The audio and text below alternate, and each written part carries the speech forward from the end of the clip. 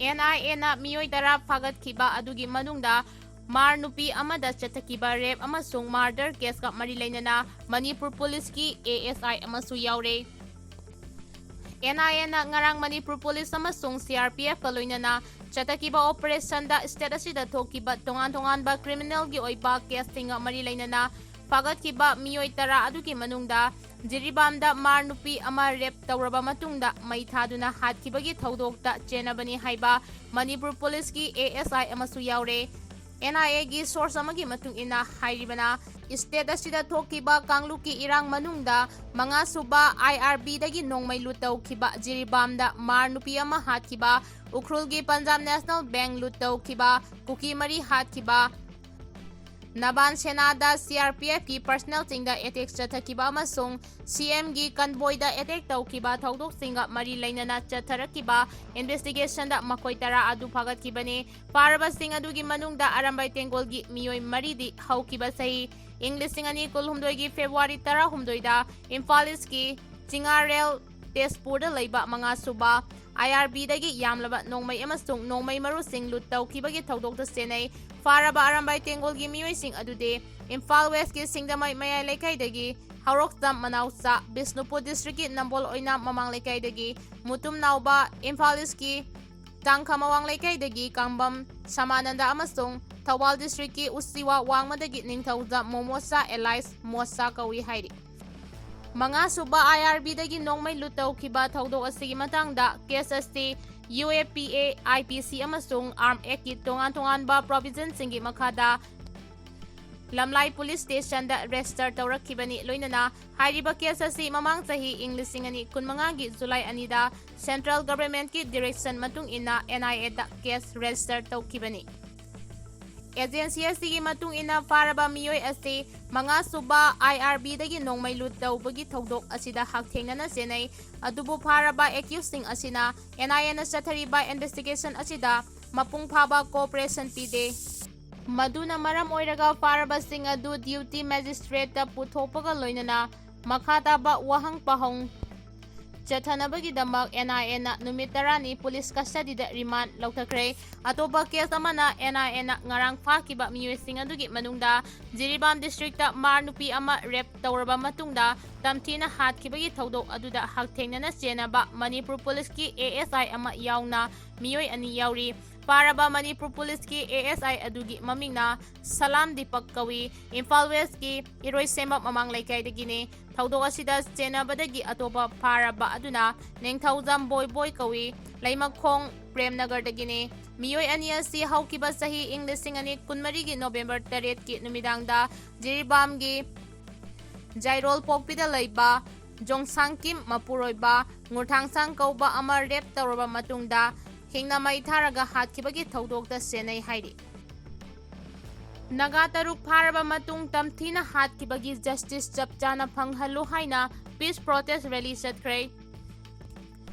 Haukiba Megi tarik tara humdoida Kuki militant singna Kangpokpi district ki Lailon Baifai dagi konsak khulgi naga misam taruk phakraba matungda tamthina hatkiba thodok aduda senariba maralaiba singi mathakta chapchabe action laukhatgadabani Mihada sigi justice phanghangadabani haina ngasi ansamna sinduna Imphal da peace protest rally ama pangthokre rally adugi manungda Chief Minister Yumnam Khemchana amasung Governor Ajay Kumar Bahala na phawraga chatkiba thawongbo yaningdaba phongdoktuna miyamna pendabagi kholau kaya lausinkhre demanding justice for the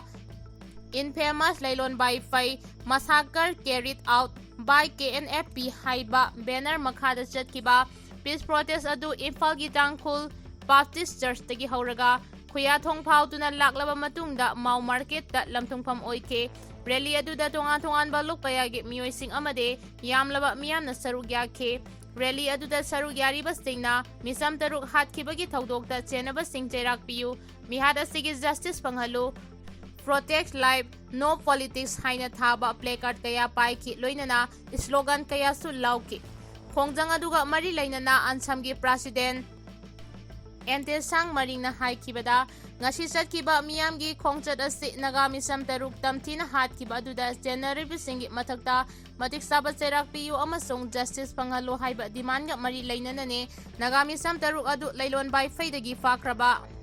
matung tamthiba mawongda hatlaga sina fangkibani. Mihad asigi matangda lengaki maikaidagi ngasi fauba miyoi amata faba taude. Mihad asida chenaribasing lengangna kankhatnaba honaroidabani. Maragi matung ina faraga matik saba cheirak pigadabani. Makoi taruk faraga hatkibagi thaudok asida suda leiriba KNFP hakthengna chenai. UNC na mihad asigi mayokda yaningdaba phongdoktuna KNF ki mathakta investigation chathaba yauna maralaibasing adu logi matung ina cherak pigadabani haiba demand adugi line da ansamna ngasigi khongjang asi sanction kibani. Mihada sida KNFP gi kangbusing Yaoramle Lubasti terrorist organization ama oina lauthokadabani. Kuki militant singna India lenga kachathari basu agreement asti lana sijinaduna miyamda mihad mipungi thawong kaya chathare. Maram aduna government ki maikaidagi su agreement ase review tawba yauna mathau tarabadi asigumba hingsagi thawdoksing ase matung tarakpada amuk hana thoktanaba abrogate tawgadabani. Authority ki maikaidagi miyamna taliba demand sing ase athubada thabakta onthoknaba honagadabani hairi. Imphal College ki principal gi yumda sakangdabasingna bom pokai hlamle. Ngarang ahing nongyay matung pung anirom taba matamda Lampel Police ki manung chanba Sangay Pro FCI lampak maningda laiba Imphal College ki principal Mairembam Chandra gi yumda sakangdabasingna bom langsinduna pokai hlamle. Adubu laibak phabadagi thaudok aduda kana amata aso pandi nang haukide. Bom pokai bagi thaudok aduga mari lainana mafam aduda Police laktuna yengsilamkhre. Bom adu kanana karigidamakta pokai halamlibano haibado haudik phawbagi oina lup amatana claim tawrakpa leitre. Amaromda Imphal College ki principal Mairembam Chandra gi yumda bom langsinduna pokai halamba adubu yaningdaba phongdoktuna ngasi Sangay Pro apunba nupilop Sangay Pro Naharol Club amasung Sangay Pro Young Development Committee na sinduna SYDC Community Hall da wakan mipam chathakre. Wakan mipam aduga mari lainana Sangay Pro apunba nupilu ki president Sanastam Radhesyam na haikibada sakangdabasing na ngarang ahing Sangay Pro FTI lampak maningda leiba Mairembam Chandra gi yumgi sumangda bom langsinduna pokhai halambagi thawong adu yaningde.